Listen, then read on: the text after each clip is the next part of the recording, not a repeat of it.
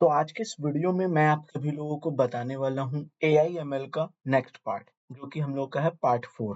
जैसे कि आप सभी को मालूम है, हमारे यूट्यूब चैनल में AI/ML का पूरा कोर्स अपलोड होने वाला है। तो यहाँ मैं आपके लिए पार्ट 4 लेकर के आ गया हूँ। यदि आपको नहीं पता है ये कोर्स कैसा जा रहा है, तो आप एक बार इस पूरे कोर्स के प्लेलिस्ट जो नीचे लिंक डिस्क्रिप्शन में है, जाकर के आप देख सकते हैं। वहाँ पर आपको पता चल जाएगा ये कोर्स आखिर में है क्या। पूरे यूट्यूब पर आपको ऐसा कोर्स नहीं मिलने वाला है, ठीक है? पार्ट 4 मैं यहाँ पर करवाने वाला हूँ। जो डेटा सेट हम लोग पार्ट 3 में बनाए थे, उसको यहाँ पर इम्पोर्ट करेंगे और उसके साथ खेलना शुरू करेंगे। तरह-तरह के स्टेप्स जो कि मैंने आपको बताया था प्री प्रोसेसिंग के 6 स्टेप, वो 6 स्टेप हम लोग करने वाले हैं, ठीक है? तो सबसे पहले इस वीडियो में है क्या? इस वीडियो में मैं आपको बता दे रहा हूँ, इस वीडियो में मैं आपको बताऊँगा इम्पोर्टिंग द डेटा सेट। जो भी डेटा सेट हम लोग बनाए हैं, उसको इम्पोर्ट करना सीखेंगे, ठीक है? इम्पोर्ट ही नहीं करेंगे, बल्कि उसको प्रिंट करेंगे अपने आईडीई में। जो भी आप आईडीई यूज़ करना चाहते हैं, कर सकते हैं। मैं यहाँ पर गूगल कोलैब यूज़ करने वाला हूँ। अब मैंने आपको बता दिया इम्पोर्टिंग द डेटा सेट आपको बहुत आसान भाषा में समझ में आ गया होगा कि भाई क्या ही करेगा ये डेटा सेट को इम्पोर्ट करेगा।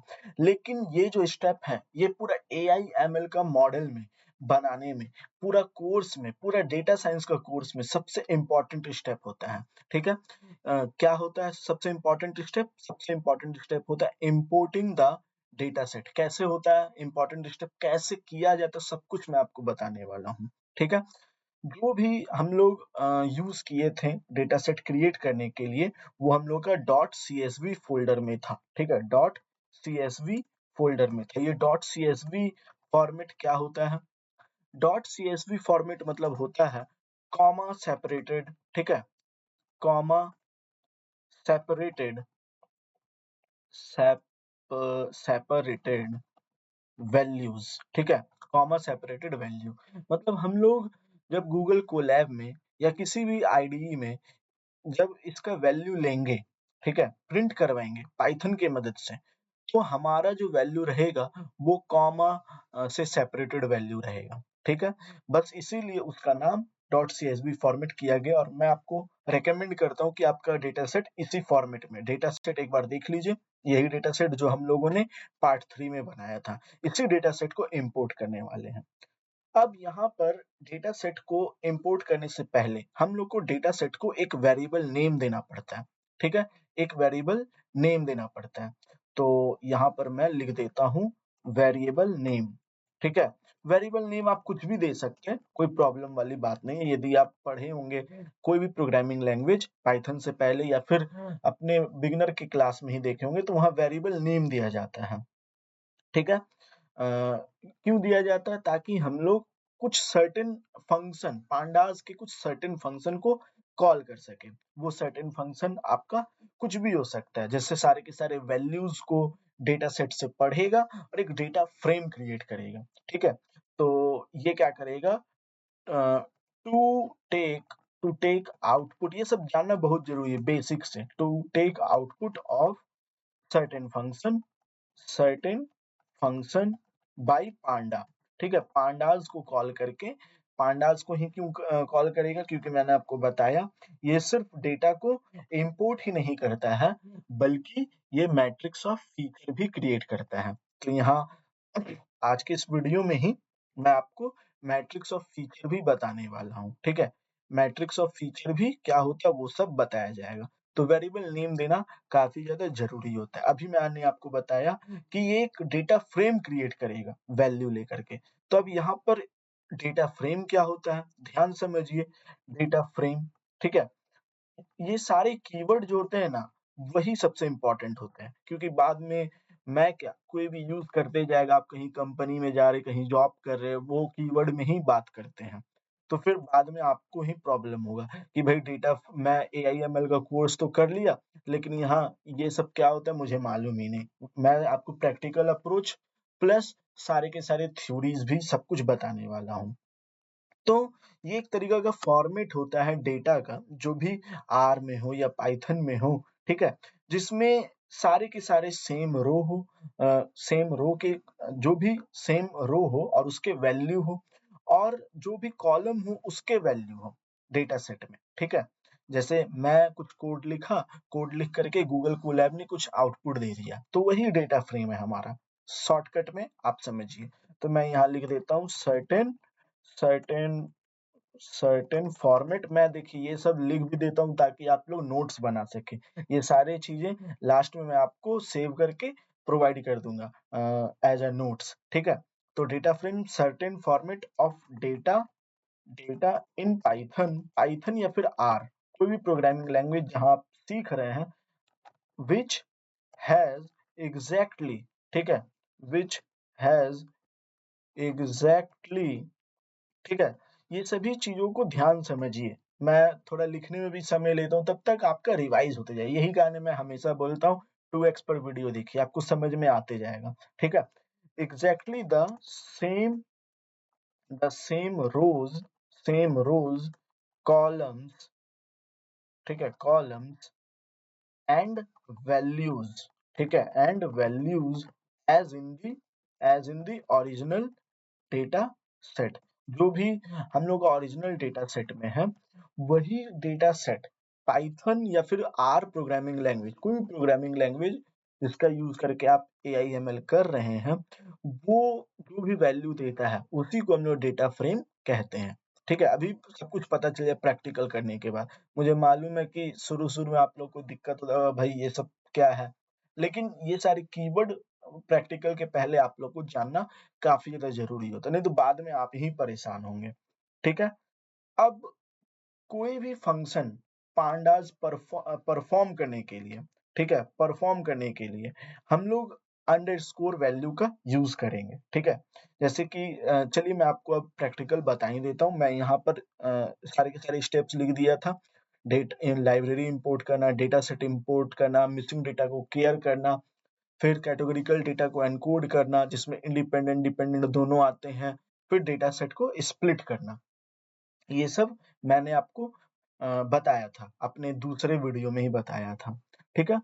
तो अब यहाँ पर जैसे मैं क्या करता हूँ गूगल कोलैब में, यहाँ पर इम्पोर्ट द डेटा सेट में कोड वाला सेक्शन लिख देता हूँ, ठीक है? कोड वाला सेक्शन मैं यहाँ पर लिख देता हूँ। तो मैं यहाँ पर वेरिएबल नेम दे देता हूँ, कोई भी आप दे सकते हैं, कोई ज़रूरी वाली बात है नहीं वैसे ये।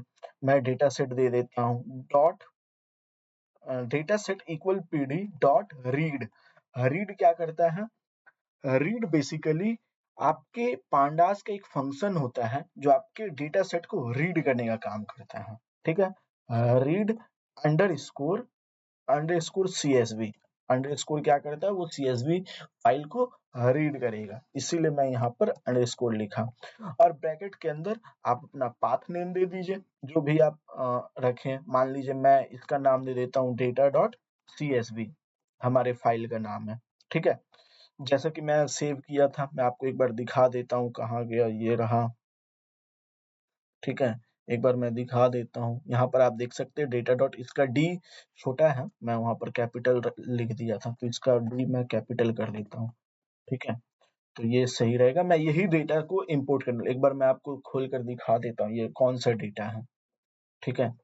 यही है डेटा, मैं इसको बड़ा भी कर देता हूँ, ठीक है? यही डेटा सेट को हम लोग क्या करेंगे? इंपोर्ट करने वाले हैं, ठीक है? इसी डेटा सेट को इंपोर्ट करेंगे और इसके साथ खेलेंगे, ठीक है? तो यही यही डेटा सेट को हम लोग इंपोर्ट करने वाले हैं। तो मैं वेरिएबल नेम दे दिया पीडी, ये हमारा पांडास का, मैंने आपको बताया इंपोर्ट करने के लिए इसका यूज़ किया ही जाता है, शुरू में ही बताया। डॉट रीड वैल्यू को रीड करने के लिए सीएसवी फाइल को, और फाइल का लोकेशन। ये पहला लाइन हम लोग को समझ में आ गया। अब क्या करना है? अब मैं आपको बहुत इम्पोर्टेंट प्रिंसिपल बताने वाला हूँ, ठीक है? मशीन लर्निंग का प्रिंसिपल कहिए इसको। अब शुरू हो गया, आप लोग का कहानी शुरू हो गया है। थोड़ा अभी ये मुश्किल जाएगा, मुझे मालूम है, लेकिन आप लोग को बड़ा ध्यान से समझना है, ठीक है? मेरा थोड़ा आज गला खराब है, सॉरी। ठंड बहुत ज़्यादा है यहाँ पर इसीलिए, और अभी करीब रात के 1:28 हो रहे और मैं तब वीडियो शूट कर रहा हूँ, तो इसलिए थोड़ा और यहाँ ठंड भी बहुत है, इसलिए प्रॉब्लम हो रही है। तो इग्नोर कीजिए वो सभी चीजें, मैं आपको एमएल का प्रिंसिपल बता रहा हूँ। एमएल के प्रिंसिपल क्या होते हैं, ठीक है। मैं इसको रंग ले लेता हूँ ग्रीन, थोड़ा कलरफुल लिखूंगा तो आप लोग को समझ में आएगा फिर। ठीक है, तो एमएल प्रिंसिपल क्या होता है, ध्यान समझिए। पहले डेटा सेट पे मैं आता हूँ, यहीं पे आता हूँ। डेटा सेट, ये डेटा सेट है।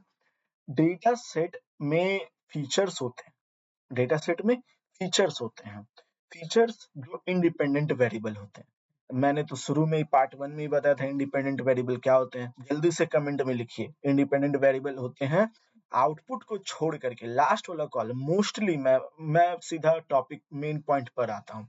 लास्ट वाले कॉलम को छोड़ करके जितने भी कॉलम होते हैं ज्यादातर यूजुअली वो हमारे मैट्रिक्स ऑफ फीचर होते हैं, इंडिपेंडेंट वेरिएबल। जैसे मैंने कार वाला एग्जांपल दिया था, कार का सेलिंग प्राइस होता है, तो वो हमारा हो गया डिपेंडेंट वेरिएबल, सेलिंग प्राइस। और किन बातों पे डिपेंड कर रहा है, माइलेज कितना पुराना है, वो हो गया इंडिपेंडेंट वेरिएबल।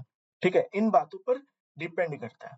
तो इसीलिए ये जितने भी स्टेट हो गए, एज हो गया, सैलरी हो गए, ये हमारे फीचर्स है, इंडिपेंडेंट वेरिएबल है। और ये जो परचेज है ये टारगेट है। ये ज्यादातर केसेस में आप इसको आउटपुट जैसे ट्रीट कर सकते हैं, ये सभी चीजें इनपुट जैसा आप ट्रीट कर सकते हैं, लेकिन ऐसा होगा नहीं। मैं ये क्लियरली कह दे रहा हूँ, किसी किसी केस में हो सकता है। मैं बस आपको रेफरेंस के तौर पर कह रहा हूँ। ये टारगेट है हमारा, ठीक है, कॉलम, और ये वाला हमारा जो आउटकम है वो इस पे डिपेंड कर रहा है। ये आउटकम जो है ये वो इस पे डिपेंड कर रहा है। तो फीचर जो होते हैं वो यूजुअली फर्स्ट कॉलम होते हैं और लास्ट कॉलम ये सारे होते हैं। मेन प्रिंसिपल मैं आपको बता दिया हूँ। तो चलिए मैं एक बार लिख देता हूँ यहाँ पर। एमएल प्रिंसिपल, पहले आते हैं फीचर। फीचर में क्या होते हैं, फीचर में होते हैं हमारे इंडिपेंडेंट वेरिएबल। ठीक है, इंडिपेंडेंट वेरिएबल्स आपको समझना है। टारगेट, टारगेट में क्या होते हैं, टारगेट में हमारे होते हैं डिपेंडेंट वेरिएबल। डिपेंडेंट, इसको बड़ा लिख देता हूँ, डिपेंडेंट। मैं आपको बार बार कह रहा हूँ, ऐसा कोर्स आपको ना यूट्यूब पर नहीं मिलेगा। पूरा एकदम बेसिक से मैं आपको उठाऊंगा, बेसिक से कोई भी चीज छोड़ूंगा नहीं। ठीक है, इंडिपेंडेंट वेरिएबल, इंडिपेंडेंट वेरिएबल क्या होते हैं भाई, ज्यादातर फर्स्ट कॉलम होते हैं। First column in the sense भाई, अब सिर्फ first column, first two except last, या फिर यदि मैं ऐसे कहूँ तो 0 टू n-1। नहीं नहीं, इतना प्रोग्रामिंग लैंग्वेज नहीं। फर्स्ट, मैं यहाँ पर लिख देता हूँ first two except except last column. ठीक है, पहला और लास्ट वाला को छोड़ करके जितने भी कॉलम होते हैं वो ज्यादातर केसेस में फीचर होते हैं, इंडिपेंडेंट वेरिएबल्स होते हैं। और इसमें क्या होता है, लास्ट कॉलम। ये सबसे इम्पोर्टेंट मशीन लर्निंग का पहला प्रिंसिपल मैं आपको बता दिया। मशीन लर्निंग का पहला प्रिंसिपल, ठीक है, एकदम निचोड़ प्रिंसिपल मैं आपको बता दिया हूँ। जाकर के आप बुक पढ़िए। बुक पढ़ेंगे तो आपको यही प्रिंसिपल देखने के लिए मिलेगा, उतना मेहनत करने की जरूरत नहीं है। मैं आपको सीधा यहाँ पर लेकर के आ गया। ठीक है, कि भाई होता क्या है प्रिंसिपल। तो उम्मीद है आपको ये प्रिंसिपल समझ में आ गया। एक बार और मैं आपको बता देता हूँ। पहला, दूसरा, तीसरा, ये जो 3 कॉलम है ये हमारा फीचर है, इंडिपेंडेंट वेरिएबल है। आउटकम इस पर डिपेंड करता है, इसीलिए ये इंडिपेंडेंट वेरिएबल है। परचेज हमारा डिपेंडेंट वेरिएबल है, ये हमारा टारगेट वेरिएबल है। ठीक है, क्यों, क्योंकि ये इन सारे बातों पर डिपेंड करता है। ठीक है, अब हम लोग को क्या करना है, स्प्लिट करना है डेटा सेट को। इसी डेटा सेट को पाइथन में, अब भाई अब हमारा गूगल कोलैब या कोई भी आईडी थोड़ी ना जान रहा है कि भाई ये फीचर ऑफ मैट्रिक्स है, ये फीचर ऑफ टारगेट है, ये नहीं जान रहे। ये हम लोग को बताना पड़ेगा। हम लोग कैसे बताएंगे, वही देखने वाले आज। ठीक है, यानी हम लोग क्या देखने वाले, एक बार मैं यहाँ पर लिख देता हूँ। ठीक है, सब कुछ भैया देखो मैं लिख दूंगा नोट्स के तौर पर, आप इसको संजो कर रखे रखिएगा। ऐसा कोर्स ना आपको यूट्यूब पर देखने के लिए नहीं मिलेगा पूरा। ठीक है, मैं यहाँ पर अभी बताऊंगा splitting of data set into into matrix of matrix. नहीं, ऐसे नहीं लिखूंगा, नहीं तो फिर पॉइंट वाइज आंसर को पॉइंट वाइज में लिखना है। इससे आपको आंसर राइटिंग का भी प्रैक्टिस हो जाएगा। Splitting of data sets into क्या था, feature of matrix of feature, ठीक है, matrix of features, matrix of features में बांटना, और इसको मैं लेट्स से कह दूंगा एक्स, ठीक है, इसका वेरिएबल का नाम मैं दे देता हूँ एक्स, एक्स में ही मैं सभी चीजें रखूंगा मैट्रिक्स ऑफ फीचर को। और दूसरा किसमें बांटना है, dependent dependent variables, dependent variables vector, ठीक है, ये सभी वेक्टर, इसको भी वेक्टर आप कह सकते हैं, मैं वहां लिखता नहीं हूँ, और इसको वाई में हम लोग असाइन करेंगे। तो डेटा सेट को इस दो पार्ट में बांटना है, ये एमएल का प्रिंसिपल ही है, आप कह सकते हैं ये भी एमएल का प्रिंसिपल ही है। तो ये बहुत ज्यादा हो गया, मैं क्या करता हूँ थोड़ा यहाँ पर रख देता हूँ, ठीक है, नहीं पावर लिखने में थोड़ा प्रॉब्लम हो रहा था। तो ये हो गया हमारा एमएल का प्रिंसिपल, हम लोग करने क्या वाले हैं। तो चलिए अब बिना किसी बकवास के सीधा गूगल कोलैब पर आएंगे और मैट्रिक्स ऑफ फीचर एक्स बनाएंगे, ठीक है। तो ये हो गया हमारा डेटा सेट। अब यहाँ पर एक्स एक्स लिख दिए, वेरिएबल नेम हमारा डेटा सेट है भाई, डेटा सेट से ही हम लोग सब खेलने वाले। अब यहाँ आईलॉग कीवर्ड के बारे में जानना है, मैं यहाँ थोड़ा आ जाता हूँ और आपको आईलॉग कीवर्ड का नोट्स बनवा देता हूँ। आईलॉग कीवर्ड क्या होता है, ठीक है, ये ठीक है, ये शायद इसको हटा दीजिए, कोई दिक्कत वाली बात नहीं है, प्लस करके, हाँ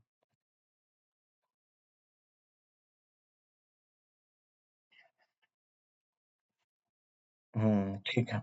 तो आईलॉग कीवर्ड क्या होता है, बड़ा सिंपल है, टू कलेक्ट दी इंडाइसेस, ठीक है, indices of rows and columns, ठीक है, रोज और कॉलम के इंडाइसेस, इंडेक्स का प्लूरल फॉर्म होता है इंडाइसेस, ठीक है। अब मुझे पता नहीं क्या प्लूरल क्या सिंगुलर है, एक बार चेक कर लेते हैं। Index plural plural form, index का प्लूरल फॉर्म क्या होता है, ठीक है, plural form of word index can be either indexes और इंडाइसेस, हाँ दोनों होता है, तो मैं सही बोल रहा था, प्लूरल फॉर्म होता है। तो आईलॉग जो होता है to collect the indices of rows and column, बस इस कीवर्ड का यूज हम लोग पाइथन में करते हैं, क्या करने के लिए, रोज और कॉलम को बेसिकली कलेक्ट करने के लिए, इंडाइसेस, ठीक है, रोज और कॉलम का इंडाइसेस कलेक्ट करने के लिए हम लोग करते हैं। तो आईलॉग कीवर्ड का मतलब समझ में आ गया आपको। ये थोड़ा दूर चला जा रहा है ना, तो मुझे थोड़ा अच्छा नहीं लग रहा है, इसको बुला लेता हूँ भाई इधर ही, नहीं तो बाद में मुझे आपको नोट्स भी तो देना है ये सब का, नहीं तो बाद में फिर कहेंगे भैया नोट्स नहीं मिला, तो इसीलिए मुझे यहाँ पर अच्छा से सजा करके लिखना है, नहीं तो फिर नोट्स में प्रॉब्लम होता है लास्ट में। तो आईलॉग का ये हो गया to collect the indices of rows and column, तो यहाँ मैं उसी आईलॉग कीवर्ड का यूज करने वाला हूँ, सब कुछ मैं आपको बताऊंगा आईलॉग, और कुछ कुछ नहीं बताऊंगा हड़बड़ी में तो आप लिखते ही जाइए, है ना। अब ये जो पाइथन जो भी पढ़े होंगे उनको मालूम है ये कॉलन का यूज रेंज के लिए होता है, ये कॉलन का यूज रेंज के लिए होता है। ये क्या करेगा, ये रो से शुरू करेगा, ठीक है, ये रो से शुरू करेगा कॉलम तक, क्यों, क्योंकि जब हम लोग डेटा सेट में जाएंगे तो हम लोग को ये सभी चीजें रोज कॉलम से आइटरेट करते हुए सारे वैल्यूज चाहिए, ये कॉलम, फिर ये कॉलम सारे के सारे वैल्यूज चाहिए। तो रोज कॉमा मतलब कॉलम कॉमा कॉलम और आइटरेट करते हुए पूरा रो वाइज जाएगा, तो इस तरीके से हम लोग को वैल्यू लेना है। तो इसलिए हम लोग कॉलन का यूज हम लोग रेंज के लिए करते हैं, ठीक है, रेंज हम लोग का रो से कॉलम तक जाएगा, लेकिन कॉलम में भी हम लोग लास्ट वाला -1 कर दिए, क्यों, क्योंकि देखिए यहाँ मैं थोड़ा ना लिख करके बताऊंगा तो आपको ज्यादा समझ, जैसे मैं यहाँ पर लिखा, यदि यहाँ पर मैं कुछ लिखता हूँ तो इसका मतलब ये हुआ कि इधर वाला हमारा लोअर बाउंड हुआ और इधर वाला अपर बाउंड हुआ, ठीक है। और यदि हम लोग कुछ नहीं लिख रहे हैं, मान लीजिए सिर्फ ऐसे ही करके लिख दे रहे हैं, अपर बाउंड डिफाइन कर दे रहे हैं, तो इसका मतलब ये हुआ कि यहाँ ऑटोमेटिकली जीरो है, या कॉलम के उद्देश्य से लिख रहे हैं तो यहाँ पर ऑटोमेटिकली रो है और यहाँ पर हम लोग का कॉलम है, ऐसा माना जाता है। और यदि हम लोग मान लीजिए थोड़ा ऐसे करके लिखता हूँ -1, तो कॉलम में से -1 छोड़ दो, यानी लास्ट वाला एक्सेप्ट लास्ट कॉलम, हम लोग ऐसा कहने जा रहे हैं, यानी रो टू कॉलम एक्सेप्ट -1, यानी लास्ट वाला कॉलम, ऐसा कहा जाता है। तो मैं इसको बड़ा कर देता हूँ, ठीक है, और यहाँ पर लिख देता हूँ।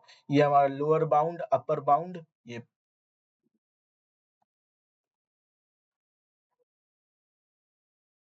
बी है, ठीक है, लोअर बाउंड, अपर बाउंड, ये हम लोग का हो गया, एक्सेप्ट लास्ट कॉलम, इसका मतलब यही होता है। कोई दिक्कत? तो यहाँ पर हम लोग डेटा सेट इंपोर्ट किए, ये और बड़ा होता है क्या? हाँ, बड़ा तो होता है, लेकिन कोई फायदा नहीं है, ठीक है। तो x बराबर data set dot I log, फिर रेंज कॉमा कॉमा क्यों लगाए? ताकि हम लोग कॉलम वाइज डेटा को ले सके, मतलब कि जैसे है एज इट इज ऐसे ही हम लोग ले सके, कॉमा लगा लगा करके। फिर कॉलम लिए हम लोग -1, यानी लास्ट वाला कॉलम को छोड़ करके। उम्मीद है आपको समझ में आया होगा। चलिए अब यहाँ पर डॉट वैल्यूज, हम लोग उनके वैल्यूज लेने वाले हैं, इसीलिए अब ये हो गया हम लोग का matrix of feature. Matrix of feature create हो गया। अभी मैं इसको प्रिंट करके भी दिखाऊंगा, चिंता मत कीजिएगा, ठीक है। अब यहाँ पर मैं y लिख देता हूँ। y क्यों? टारगेट वेरिएबल, जो लास्ट वाला बच गया, यस नो यस, इसको भी तो हम लोग को चाहिए, प्रिंट करवाना है पाइथन में। तो इसको कैसे प्रिंट करवाएंगे? भैया इसी को कॉपी कर लो, इसी को कॉपी कर लो। मैं कर लिया कॉपी, लेकिन इसको कॉपी करने के बाद हमारा जो वैल्यू रहेगा वो डिपेंडेंट वेरिएबल में सिर्फ -1 रहेगा, यानी रेंज है। अब आपको समझ में आ गया होगा मैं क्या कहना चाह रहा था। रो से -1 तक, यानी -1 तक हम लोग को जाना है। रो यहाँ पर कुछ नहीं दिया है, -1, सिर्फ -1 लास्ट वाला कॉलम लेना है। समझ में आया आपको? एक बार फिर से समझा देता हूँ। यहाँ हम लोग सारे के सारे कॉलम को लिए, यहाँ पर कॉलन लगा करके, कॉलन भाई ये इतना दूर तक आप रो समझ लीजिए, कॉमा किए, फिर इतना दूर तक आप कॉलम समझ लीजिए एक्सेप्ट -1। यहाँ पर इतना दूर तक हम लोग रो को छोड़ दिए, और यहाँ पर हम लोग कॉलम वाइज में लास्ट वाला कॉलम को एक्सेस कर लिए। समझ में आया? कोई दिक्कत? इस इस चीज को बार बार लिख करके आप प्रैक्टिस कीजिएगा, क्योंकि बहुत बार हम लोग इसको यूज करने वाले हैं, ठीक है। तो जल्दी से मैं क्या करता हूँ, इसको मैं प्रिंट करके आपको दिखाऊंगा। प्रिंट x, ठीक है, फिर यहाँ पर प्रिंट y, ठीक है, सबको हम लोग प्रिंट करने वाले हैं। तो ये हो गया हम लोग का x और y का प्रिंट। तो भाई कहाँ गया हम लोग जो, हाँ ये मुझे लगा कि चला तो नहीं ना गया कहीं, ये वाला डिलीट नहीं ना हो गया, तो है ये यहीं पर। तो एक बार मैं क्या करता हूँ, सबको रन करके देख लेता हूँ, कोई एरर वगैरह तो है नहीं। Allocating run time, connecting to Python 3, connect हो रहा है। आपको गूगल कोलैब चलाने आ जाए, बहुत इजी सा चीज है, वीएस कोड से इजी है। इसमें आसान बात ये है कि भाई कोई भी पाइथन मत इंस्टॉल करो, लाइब्रेरी मत इंस्टॉल करो, सिंपली आप कोड लिखते जाइए, इसमें इनबिल्ट सिस्टम बना रहता है। आप बड़े आसानी से इसको देखिए, ये सक्सेसफुली रन हो गया। इसको भी मैं एक बार रन करके देख लेता हूँ। भाई एरर है, अच्छा क्यों एरर है बोलिए, जरा कमेंट कीजिएगा क्यों एरर है। एरर इसलिए है कि भाई खेलना किसके साथ है, खेलना किसके साथ है, बताओ तो। तो यहाँ पर चल जाते हैं और इस अपलोड वाले आइकन पर क्लिक करते हैं, और ये रहा डेटा वाला फोल्डर, इसको हम लोग अपलोड कर देते हैं। तो हम लोग का डेटा जो है वो अपलोड हो गया है, ठीक है। अब कोई दिक्कत वाली बात नहीं होने वाली है मेरे ख्याल से। अब मैं इसको रन करता हूँ, वाह सक्सेसफुली रन हो गया, कोई दिक्कत नहीं। आप सबसे पहले हम लोग क्या करेंगे, मैट्रिक्स ऑफ फीचर को रन करके देखते हैं। हाँ हाँ, वाह बहुत बढ़िया, ये हमारा आउटपुट आ गया है बहुत बखूबी तरीके से। आप मिला सकते हैं, सारे के सारे चीजें सही है। और ये एन क्या है, जहां पर जैसे उड़ीसा में हम लोगों ने कोई वैल्यू नहीं दिया था, ठीक है, उड़ीसा में कोई वैल्यू हम लोग नहीं दिए थे, इसीलिए वहां पर एन लिखा हुआ है। तो हो गया हम लोग का मैट्रिक्स ऑफ कॉलम प्रिंट। अब हम लोग को करना है मैट्रिक्स ऑफ टारगेट प्रिंट, ठीक है। तो नो यस से का एग्जीक्यूट हो गया, यानी हम लोग इंपोर्टिंग द डेटा सेट अच्छा से सीखे ही नहीं, बल्कि इसको मतलब निचोड़ लिए हैं। ठीक है? एकदम निचोड़ लिए ये सारी चीज़ों को। तो कोई प्रॉब्लम वाली बात नहीं है, हम लोग का इम्पोर्टिंग द डेटा सेट वाला कोर्स कंप्लीट हो गया। मैं आपको बता रहा हूँ ना, ऐसा वीडियो आपको कहीं देखने के लिए मिलेगा नहीं, तो चैनल को सब्सक्राइब कीजिएगा, वीडियो को लाइक कीजिएगा, इम्पोर्टेंट प्रिंसिपल ये सब सभी चीज़ें आपको समझना है। ये सब चीज़ मैं बस ऐसे लिखने के लिए बताया और ये मेन है एमएल प्रिंसिपल, ये सारी चीज़ें मेन है और बाकी जो हम लोग यहाँ पर खेले हैं, वो तो नॉर्मल। एक बार इस पर गौर कीजिएगा ज़रूर, ठीक है? बार-बार आप वीडियो को आगे-पीछे करके देख सकते हैं या पाइथन की डॉक्यूमेंटेशन को भी आप पढ़ सकते हैं। यहाँ पर मैं दिखा देता हूँ पाइथन पाइथन डॉक्यूमेंटेशन, ठीक है? कहाँ गया डॉक्यूमेंटेशन? पाइथन के डॉक्यूमेंटेशन को भी आप एक बार रेफर कर सकते हैं। मैं नीचे लिंक डिस्क्रिप्शन में दे दूँगा, ठीक है? इसको भी रेफर कर सकते हैं। ये बहुत ज़्यादा ज़रूरी है आप लोग को पढ़ने के लिए। मैं भी पढ़ता हूँ, मुझे भी पाइथन आता नहीं है, सच बताऊँ तो। अभी तक बिल्कुल मुझे पाइथन नहीं आता, जितना मैं सीखा हूँ वही मैं आपको सिखा रहा हूँ। तो आज के लिए बस इतना ही। चैनल को सब्सक्राइब कीजिएगा, वीडियो को लाइक कीजिएगा। बहुत खतरनाक कंटेंट आने वाला है। मैं बार-बार बोल रहा हूँ सब्सक्राइब कीजिएगा। Thanks for watching this video.